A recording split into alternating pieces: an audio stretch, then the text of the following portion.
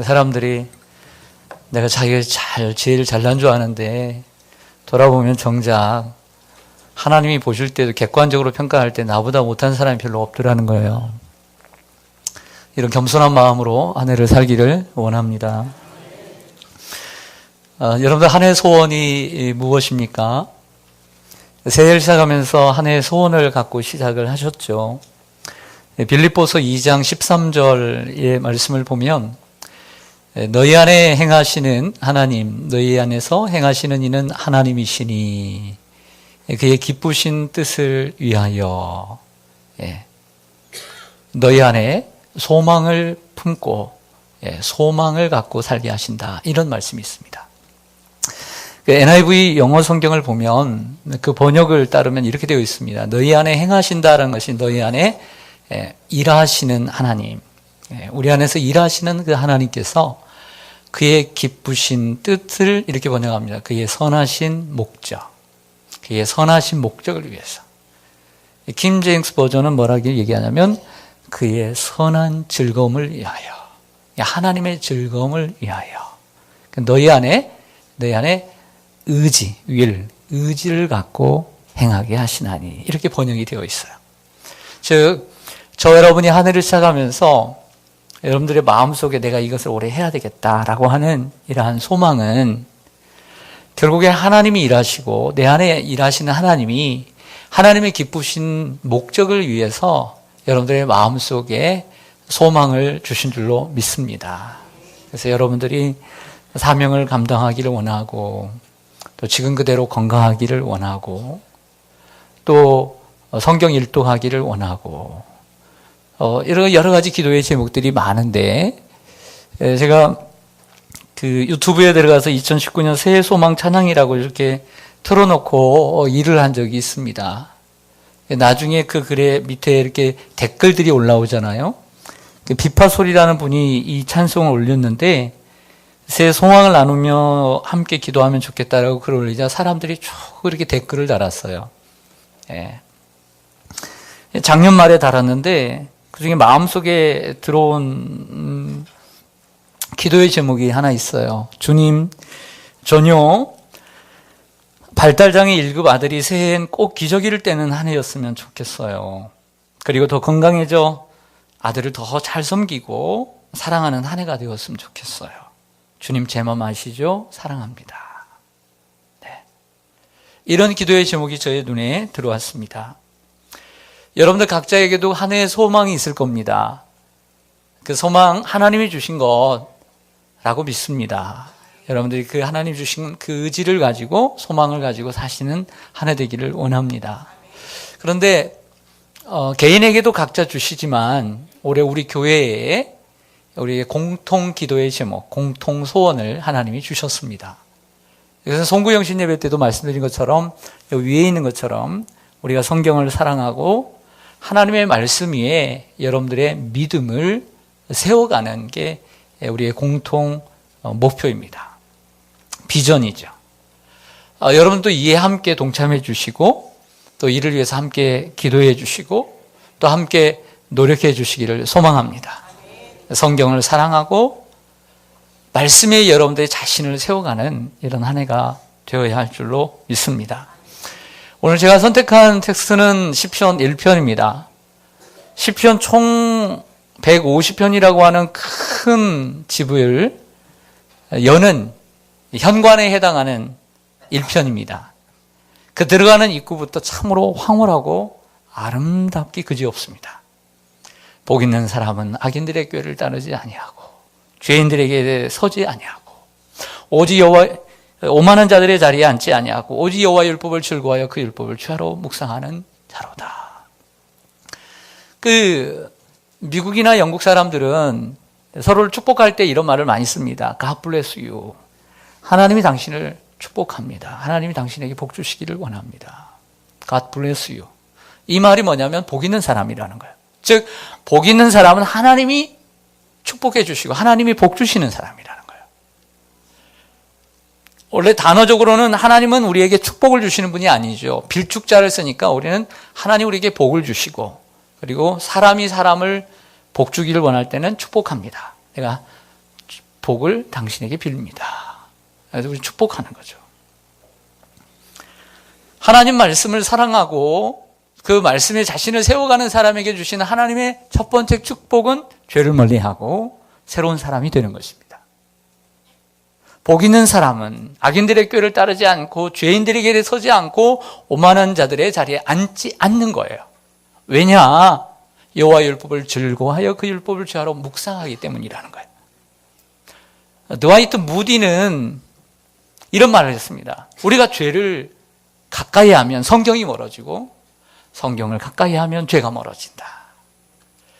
우리가 여러분들 자식들을 키울 때 가끔씩 내가 이런 말을 해도 되나 하면서도 우리 자식들에게 하는 말이 있습니다. 무슨 말을 할까요? 네? 가끔씩 했습니다. 친구 잘 사귀어라. 합니까? 안 합니까? 왜 그런 얘기를 해요? 어떤 친구를 사귀느냐에 따라서 내 자녀의 길이 달라지기 때문이에요. 거짓말 잘하고 도둑질 하라고 잘못된 일 잘하는 친구를 따라가면 닮게 되는 거예요. 그래서 우리는 그걸 알기 때문에 친구를 잘 사귀어라 그러는 거예요. 우리에게는 죄라는 친구가 있고 성경이라는 친구가 있어요.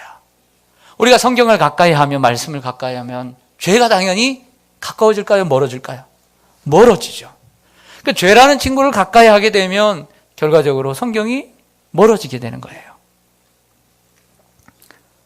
사랑하는 여러분, 지금으로부터 400년 전 17세기 초에 1600년대 초에 영국의 암스트롱이라는 사람이 살았습니다. 이 암스트롱이라고 하는 사람은 하루는 가족을 위해 양과 말을 훔치게 되었습니다. 도둑질을 하게 된 거죠. 그런데 사형 판결을 받았습니다. 당시의 법으로는 이러한 양과 말을 훔치는 것은 사람의 목숨을 해하는 것과 같다라고 생각을 했습니다. 억울하기도 했지만 죽을 날을 기다리면서 가족이 걱정이 되었습니다. 꼼짝없이 죽게 된 암스트롱은 자기의 그 가족들이 너무나 보고 싶었고 그리고 걱정이 되었습니다. 근데 마침 그러던 중에 영국의 왕 제임스 1세가 신학자들, 학자들을 불러다가 사람들이 잘 읽을 수 있는 성경을 번역하게 됩니다. 그게 킹 제임스 성경입니다. 이때 당시에. 교회도 다니지 않고 성경도 읽어본 적이 없는 암스트롱은 오직 살고자 하는 신념 하나로 교도관에게 이렇게 얘기합니다. 교도관님, 나는 곧 죽게 될 죄인입니다. 내가 죽기 전에 이 제임스 1세가, 킹 제임스 1세가 이 번역한 그 성경을 한번 제가 읽고 죽고 싶습니다. 하지만 이 교도관은 들은 채도 하지 않았습니다. 하지만 매일 끊임없이 그리고 간절히 간곡하게 부탁을 합니다. 계속된 그의 간절함 그리고 계속된 그의 부탁, 그 끈질김과 간절함에 교도관이 감동을 받아요. 그리고 왕에게 이 사형수한 사람이 당신이 번역한 성경을 읽고 싶습니다라고 하는 소식을 전합니다. 킹 제임스는 너무나 기쁜 나머지 그 죄인에게 성경을 선물로 줍니다. 그리고 이 성경을 다 읽을 때까지 사형 중지 명령을 내리게 됩니다. 교회를 다닌 적도 없고 성경을 한번 읽은 적도 없지만 오직 살고자 하는 신념 하나로 성경을 읽기 시작하죠. 처음 성경을 대할 때 떨리는 마음으로 성경을 읽기 시작을 합니다. 단지 살고 싶은 욕망으로 성경을 구했던 암스트롱은 성경을 읽으면서 자신이 진정, 그전에는 억울하기도 했습니다. 내가 말을 훔쳤다고 내가 죽어야 하나? 사람을 죽인 것도 아닌데 억울했습니다.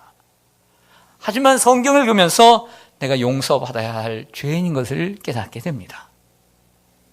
그리고 내가 억울한 것이 아니라 도리어 이것을 통해서 하나님 말씀을 가까이 하고 하나님을 만나게 된 것에 대해서 감사하게 됩니다. 그리고 성경을 통해 새로운 사람으로 변화되었습니다. 이 소식을 들은 킹 제임스는 이 암스트롱을 왕궁 안에 있는 자기의 감목으로 이감을 시키고 그리고 300년 동안 그를 죽이지 말라고 사형 중지 명령을 내리게 됩니다. 결국 성경이 그를 새로운 사람으로 변화시켜 주었습니다. 후에 그는 석방되어 말씀과 더불어 훌륭한 그리스도인으로 새로운 인생을 살게 됐다는 실제 실화입니다.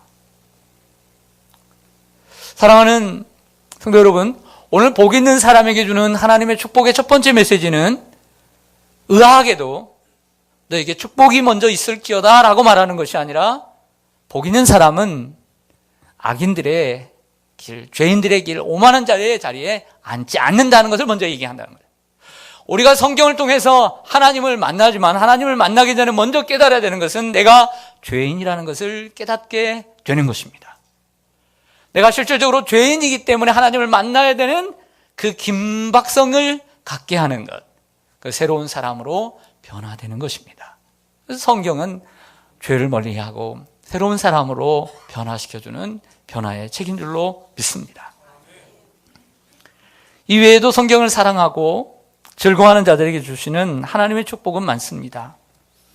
여러분들, 우리가 성경에 있는 내용도 그렇지만 우리가 경험적으로 한번 생각해 본다면, 두 번째로는 성경은 우리를 구원의 길로 인도하는 구원의 책입니다. 하나님 우리들에게 보여주시는 것을 아포칼립시스라고 해서 계시라고 합니다. 감춰진 것을 보여주시는 거죠.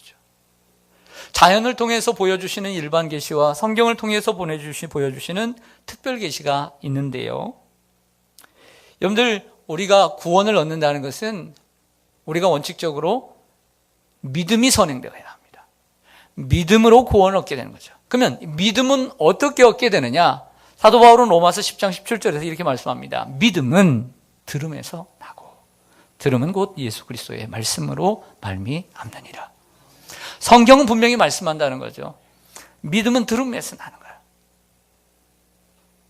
여러분들 그러잖아요. 사람이 우리가 영어를 터득하려면 영어를 많이 들어야 된다고 그러잖아요. 우리도 외국에서 태어났으면 그 말을 할 거예요. 많이 들었기 때문에 하는 거죠. 우리 아이들도 말하지 못하지만 한국말을 잘 들으니까 말을 하게 되는 거예요.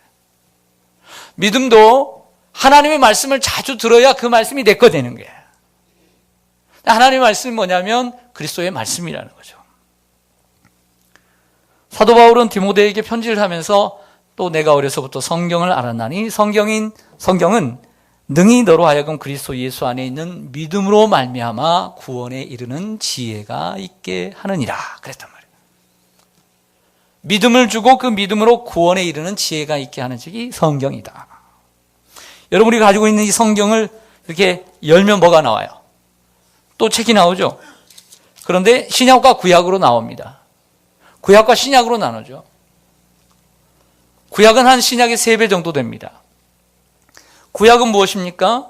예수님이 요한복음 5장 39절에 말씀한 것처럼 이 예언의 말씀이 바로 나에 대하여 증언하는 것이다.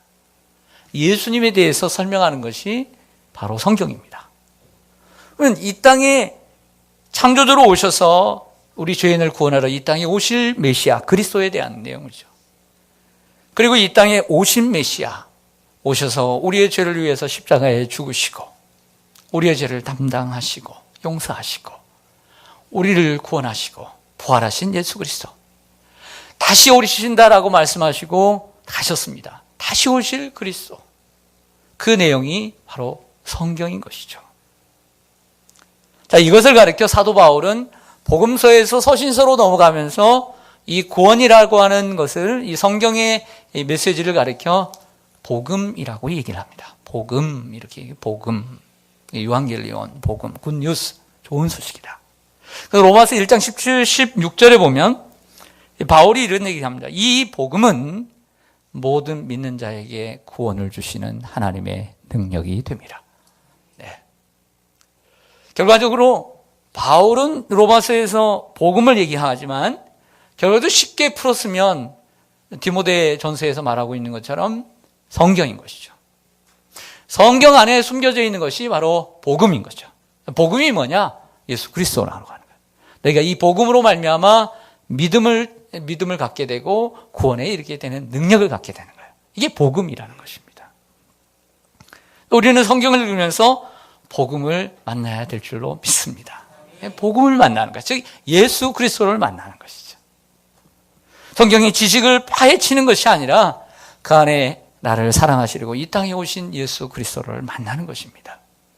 우리가 창세기를 지금 읽고 있는 것처럼 창세기 속에서는 하나님 우리를 창조하시고 우리가 죄로 말미암아 영원히 타락한 존재가 되었지만 여전히 하나님 우리를 보게 하지 아니하시고 그 예수 그리스도를 준비하시는 그 하나님의 사랑, 하나님의 계획을 우리가 만나게 되는 것입니다. 또한 성경은 우리의 인생의 길을 인도하는 안내의 책입니다. 따라하겠습니다. 안내의 책.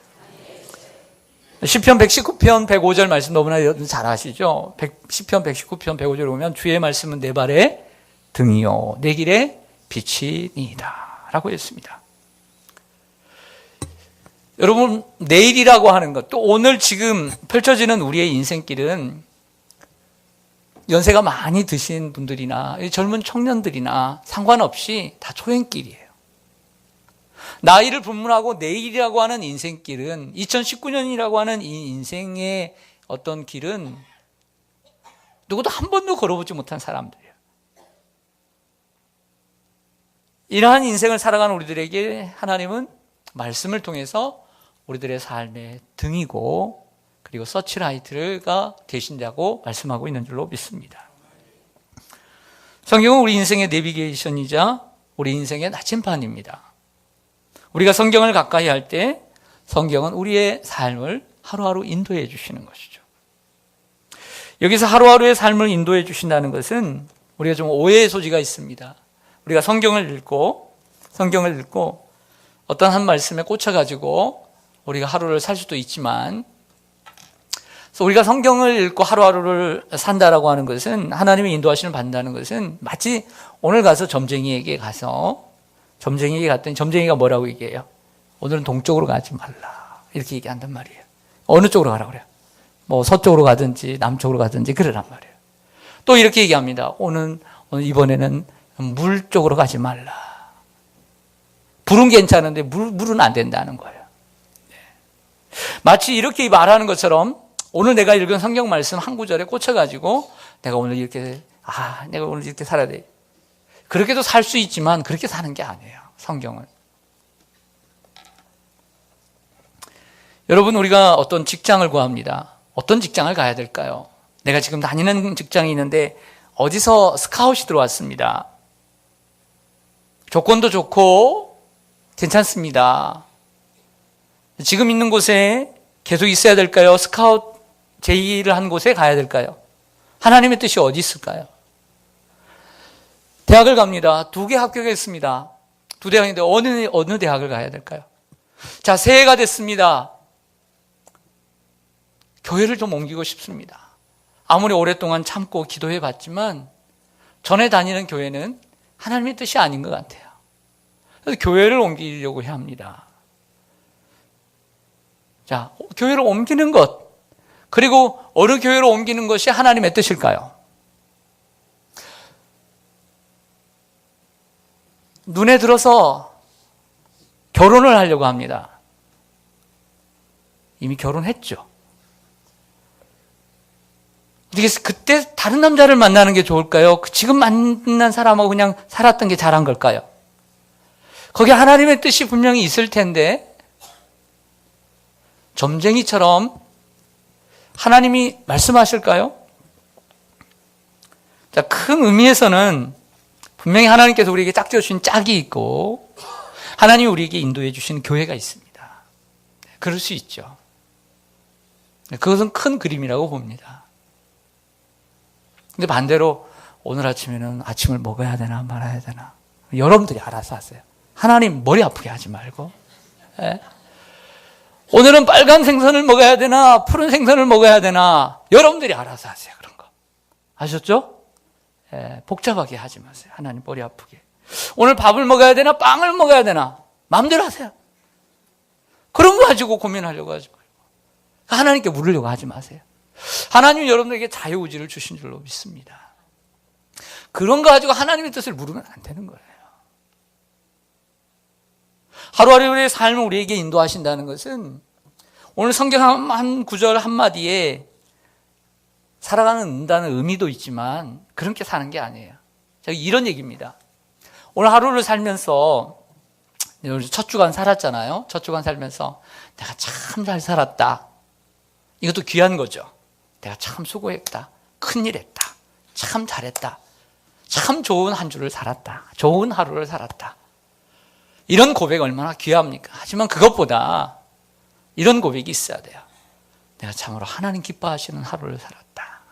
이런 고백으로 살아야 되는 거예요. 오늘 참 잘 살았다, 행복했다가 아니라 오늘 참으로 하나님이 기뻐하시는 하루를 살았다. 이런 고백이 있기를 원합니다. 그러니까 제가 비교한 것은 하루하루 하나님 말씀을 통해서 뭐 일일이 다 적용하려고 산다라고 하는 것은 좀 무리가 있다는 거예요. 여러분, 이스라엘 백성들이 40년 광야 생활을 이렇게 하면서 이스라엘 백성들을 무엇이 인도하죠? 분명히 하나님이 인도하시지만 하나님이 무엇을 통해서 인도해 주셨어요? 그렇죠. 구름 기둥과 불 기둥으로 인도해 주셨어요. 낮에는 구름 기둥이 있어야 시원하고 사막이, 저녁에는 추우니까 불 기둥이 있어야죠. 그것이 움직일 때마다 같이 짐 싸고 또 움직이고 그랬단 말이에요. 그러나 여러분들 분명히 이 구름이에요. 구름. 구름은 뭐가 움직여 갈까요? 그렇죠. 바람이죠. 하나님이 성령의 바람을 불어 혼자 사역을 하시지 않고 성령과 함께 사역을 하시는 거예요. 성령의 바람이 불 때 움직이면 같이 움직여 가는 거예요. 계속 있으면 거기에 몇 년이고 며칠이고 몇 달이고 거기에서 상주하는 거죠. 성령의 바람이 부는 거예요. 쉽게 얘기해서 성경 말씀은 내비게이션이에요. 내비게이션. 여기에 우리가 가야 할 길, 내가 가고 싶은 곳들이 있다고 봅니다. 근데 이 성경이 있다고 해서 우리가 얻어지는 게 아니래. 성경은 성령의 감동으로 쓰였습니다. 그러므로 이 내비게이션이 아무리 있어도, 즉 이 성경을 깨닫게 하고 우리에게 인도해 주시는 분은 성령 하나님이신 거죠. 내비게이터, 이렇게 말할 수 있습니다. 내비게이터. 성령님이 우리를 이 성경을 보게 하시고 깨닫게 하셔서 우리의 길을 인도해 가시는 분은 성령 하나님이십니다. 그 성령님을 우리가 의지해야 합니다.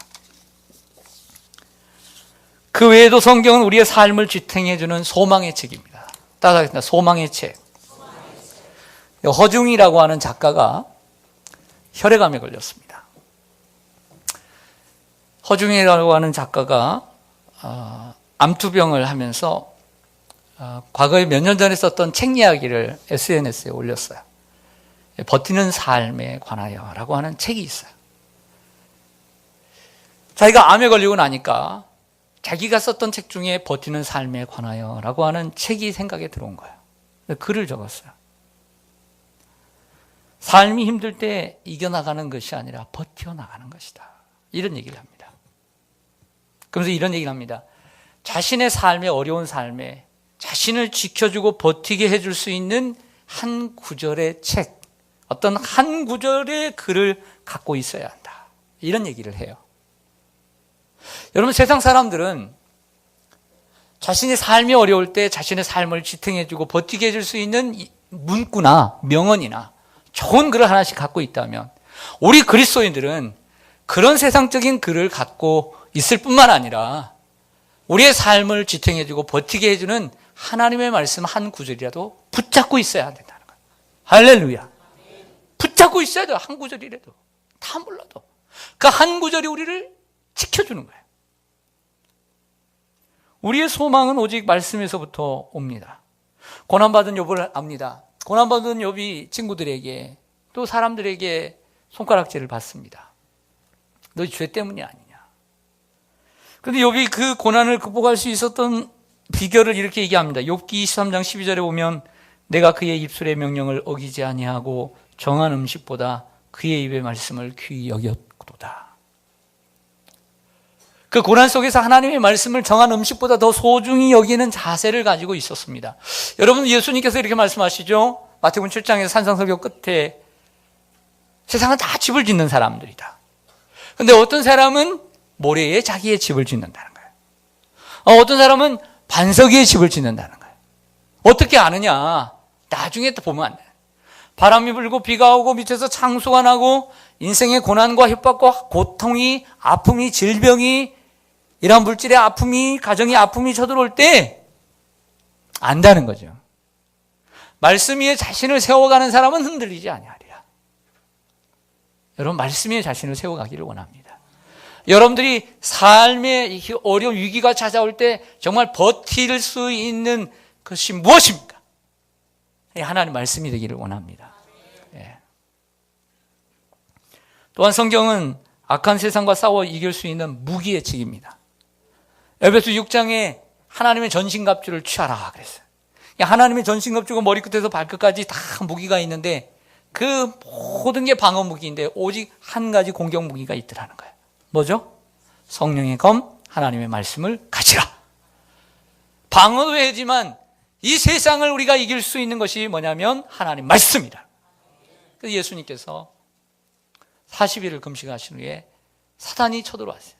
그리고 아주 우리 사람의 마음을 너무나 잘 알죠. 그래서 다방면으로 공격을 할 때 예수님은 신명기 8장에 있는 말씀을 가지고 이긴 줄로 믿습니다. 악한 사탄이 여러분들을 유혹해 올 때가 있어요. 우리가 어떻게 이깁니까? 여러분들 지금까지 쌓아놓은 지식과 경험으로 이길 수 있을까요? 그렇지 않아요. 하나님 말씀으로 이길 수 있는 것입니다. 근데 이 하나님의 말씀을 가질 수 있는 단계는 좀 높은 단계예요. 요한일서에 보면 우리의 신앙을 4단계로 얘기하는데 자녀의 단계, 아이의 단계, 청년의 단계, 아비의 단계. 이 3번째 단계에 청년의 단계에 들어서야만이 하나님의 말씀을 가지고 악한 자들을 싸워 이긴다 그랬어요. 그러니까 성도들 가운데 자녀와 아이의 단계는 하나님의 말씀이 뭔지 몰라요. 하나님의 말씀을 가지고 악한 자들과 싸워 이길 수 있는 단계는 청년의 단계란 말이에요. 이런 단계가 돼야 돼요. 할렐루야. 이렇게 좋은 하나님의 말씀을 구경만 하면 안 되겠죠. 내 것으로 사서 먹어야 합니다. 값을 지불하고 먹어야 합니다. 하나님의 말씀을 보관만 하면 안 됩니다. 하나님의 말씀을 꺼내어 읽어야 합니다. 그래야 나의 양식이 됩니다. 오늘 시편 1편 2절에 이렇게 합니다. 오직 여호와의 말씀을 즐거워하여 그 율법을 주야로 묵상하는 도다. 베드로전서 2장 2절에 보면 갓난 아기들 같이 서로 선순전하고 신령한 젖을 사모하라. 이는 그로 말미암아 너희로 구원에 이르도록 자라게 하려 함이라.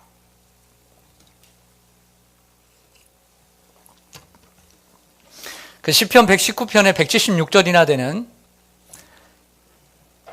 이 구절, 한 구절 한 절을 보면 다윗이 성경을 어떻게 그리고 얼마나 사랑했고 어떻게 읽었고 언제 읽었고 그런 내용들이 기록되어 있어요. 그리고 얼마나 사랑했는지를 구구절절히 설명하는 내용이 나옵니다. 거기에 비추어서 올해 우리가 성경을 읽으면서 여러분들에게 몇 가지 성경에 있는 방법을 제시해 드릴게요. 첫 번째는 성경 읽기를 하루 24시간 하루의 일과 중에 가장 중요한 자리에 둬야 된다. 우선순위에 둬야 된다는 거예요. 성경 읽는 것을 하루의 일과 가운데 그 무엇보다 가장 소중한 자리에 가치를 둘 때 성경 읽기에 성공할 수 있다. 우리가 아침, 점심, 저녁을 소중히 여기고 간식과 영양가 있는 식품, 약을 꼭 챙겨 먹듯이 어떻게든지 약을 챙겨 먹으려고 안간힘을 쓰는데 하나님 말씀을 챙겨 먹는 데는 안간힘을 쓰느냐? 몇십만 원 들어서 한약을 지을 때는 한 달 동안 밀가루도 가까이 하지 않으면서 그 한약을 잘 챙겨 먹는 우리가 하나님의 말씀은 얼마나 잘 챙겨 먹는가? 일과가 있다면 우선순위에 둬야 될 줄로 믿습니다. 두 번째로는 성경 읽을 시간을 구별해야 합니다. 집중하기 가장 좋은 시간, 자기에게 다 다르죠. 어떤 분은 새벽, 아침, 점심, 저녁. 어떤 분은 많이 대중교통을 이용하면 버스, 전철 안에서. 성경을 펴기 힘들면 요즘 이 스마트폰에 좋은 어플을 깔아가지고 내 마음에 드는 성경을 이렇게 깔아요. 그래서 읽어가세요. 세 번째로는 성경 읽을 장소를 구별해야 합니다. 장소. 시간도 중요하지만 장소도 중요하다. 절대 침대 위에서 성경을 읽지 마세요. 소파 위에서도 읽지 마세요. 딱딱한 곳에서 읽으세요. 식탁 위에서, 의자 위에서, 그리고 예배상을 차려놓고 거기에 앉아서 성경을 읽어요. 성경 읽는 곳은 편한 자세로 읽으면 성경도 편하게 읽어요. 그러면 안 돼요. 성경은 딱딱한 자세로 읽어야 돼요. 네 번째는 방해받는 것을 제거하고 읽어야 돼요. 마음을 잡고 성경을 읽다 보면 방해받는 일들이 얼마나 많은지 몰랍니다. 20-30분 성경을 읽는데도, 단 10분의 성경을 읽는데도 불구하고 휴대폰을 곁에 두면 안 돼요. 우리는 벌써 휴대폰에 중독되어 있어요. 그래서 휴대폰을 옆에 있게 되면 한 장도 읽기 전에 벌써 핸드폰으로 한번 가보고 싶어.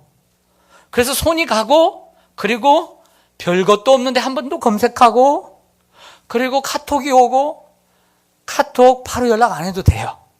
문자 연락 안 해도 돼요. 나중에 10분, 20분, 30분 해도 별일 없어요. 핸드폰 멀리 해야 돼요. 곁에 두지 말아야 돼요.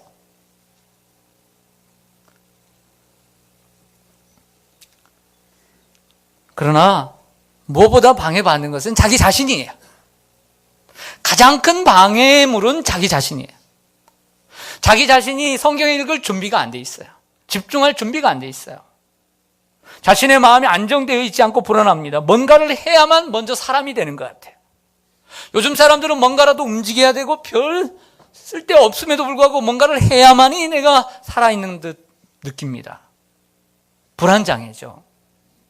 그러므로 방해받을 수 있는 것들을 제거하세요. 미리 제거하세요. 가장 큰 것은 여러분 자신의 마음이에요. 다섯 번째는 목표치를 정하고 꾸준히 읽어야 합니다. 성경 읽기표를 나눠드렸는데 그 표대로 읽으면 좋습니다. 아니면 매삼조라고 매일 3장 읽고 주일날은 5장 읽으면 성경 일독을 할 수 있습니다. 아니면 더 많은 분량을 읽고 싶은 분들은 하루에 10장, 20장을 정해놓고 읽어도 좋습니다. 성령의 은혜가 정말 거부할 수 없을 정도로 임하면 밥 먹을 시간조차 아깝게 생각하고 화장실 가는 것처럼 그것 또한 아깝게 생각되어지는 성령의 은혜가 부어지거든. 연달아 성경을 읽으세요. 일주일에 신약 성경을 완독해버리고 한 달에 성경을 완독해버리는 놀라운 역사가 있기를 원합니다. 성경을 읽기 시작할 때 처음부터 욕심을 내지 말고 그러나 조금씩 꾸준히 읽는 훈련을 해야 돼요. 인내가 필요합니다. 습관이 되어야 합니다. 너무 바빠서 까먹을 수가 있습니다. 그럼 다음에 채워서 읽으면 됩니다. 여섯째, 기도하는 마음으로 읽으십시오. 여러분, 세상의 책들은요, 그냥 읽으면 돼요. 하지만 하나님의 말씀은 그 속에 숨겨진 메시지가 있어요. 그러므로 우리는 기도하면서 성령의 은혜를 구하고 읽어야 할 줄로 믿습니다. 무엇보다도 중요한 것은 7번째로 겸손한 자세로 읽어야 돼요. 겸손한 자세로. 내가 열심히 기도하고 성경을 읽는다고 해서 되는 게 아닙니다. 사도 바울이 이런 얘기합니다. 지혜와 계시의 정신을 너희에게 주사 하나님을 알게 하시고. 우리가 성경을 열심히 읽는다고 하나님을 알아가는 것이 아니라 주님이 계시와 지혜와 계시의 정신을 우리에게 주셔야만 되는 거예요. 그러니까 우리들에게 절대적으로 필요한 것은 무엇이냐면 겸손이에요. 겸손. 교회를 오래 다니고 과거에 성경을 매독했다고 아는 그 선입견과 편견을 가지고 선지식을 가지고 성경을 읽으면 도움이 안 됩니다. 깨끗한 도화지에 그림을 그리듯 여러분 겸손한 마음으로 알고 있는 것을 내려놓으세요. 알고 있는 것을 내려놓고 배운다는 마음을 가질 때 성경이 들어오는 것이지 내가 알고 있는 것이 다라고 생각하고 성경을 읽으면 도움이 되질 않습니다. 그리고 여덟 번째로 다 알려고 하지 말고 무조건 읽어 나가세요. 사람마다 성격이 다릅니다. 어떤 사람은 정독해야 되고 어떤 분은 속독해야 되고 어떤 분은 큰 소리로 읽어야 됩니다. 저는 이거 참 좋은 거라고 생각해요. 큰 소리를 읽고. 여러분도 우리 아이들 학교에서 읽는 것 성경만 제대로 큰 소리를 읽을 줄 알면요. 사람들 앞에서 국어책이든 소설책이든 어떤 책이든 읽을 수 있는 담력이 생깁니다. 성경을 소리내어서 읽도록 훈련하는 건 대단히 중요합니다. 필사할 수도 있고 성경 공부식으로 읽는 분도 있고 큐티하는 식으로 읽을 수도 있습니다. 하지만 제가 말씀드리고 싶은 것은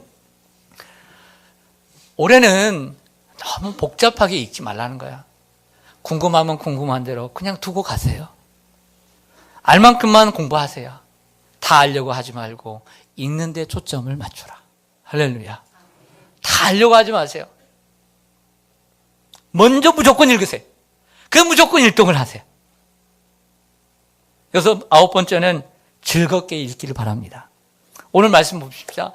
오직 여호와의 말씀을 즐거워하여. 하나님 말씀이 즐겁습니까? 하나님 말씀 이게 듣는 게 즐겁습니까?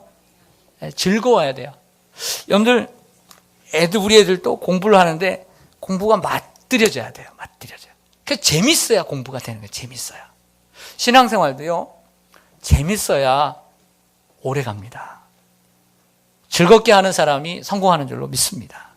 꿀과 송이꿀보다 더 단다고 했는데 그런 고백이 여러분들에게 있기를 원합니다. 그리고 10번째로 파트너를 곁에 두고 읽어야 합니다. 파트너를 두고 읽는다는 건 뭐냐면 감시하고 감독하라는 것이 아니라 구역장님들을 감독하라는 것이 아니라 격려하고 응원하라는 거예요. 아내와 남편이 부모와 자녀가 서로 격려하고 응원해주는 파트너가 있어야 돼요. 그래서 읽었어? 이렇게 묻지 말고 읽었니? 여보 읽었어? 이렇게 예쁘게 말을 하면서 챙겨주라는 말이에요. 할렐루야. 애들이 읽다가 기분이 나빠서 그 다음부터 안 읽어버리는 수가 있어요. 그리고 잘 격려해주는 파트너가 있어요. 격려해주는 파트너가. 오늘은 3절까지 말씀을 전할 텐데요. 그렇게 될 때 3절 같이 읽겠습니다. 3절 여러분들 읽어주세요. 시작.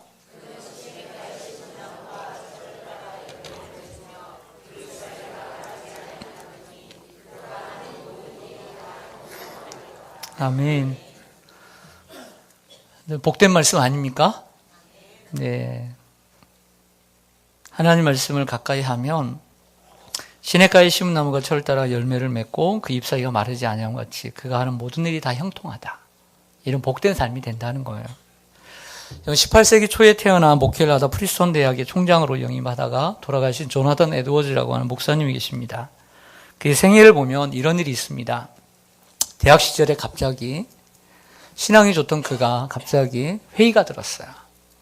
그 회의가 들다 보니까 성경도 가까이 하지 않고 기도를 멀리하게 됐어요. 기도도 멀리하고 성경을 멀리하니까 뭐가 가까워지겠어요? 세상이 가까워지죠. 세상의 성공과 세상의 쾌락이 가까워졌어요. 그러다 하나님이 그를 사랑하셔서 늑막염에 걸리게 하셨어요. 늑막염에 걸려 죽을 병에 걸리게 됐어요. 죽는 위기에 처하게 될 때 자신의 영혼을 다시 보게 됩니다.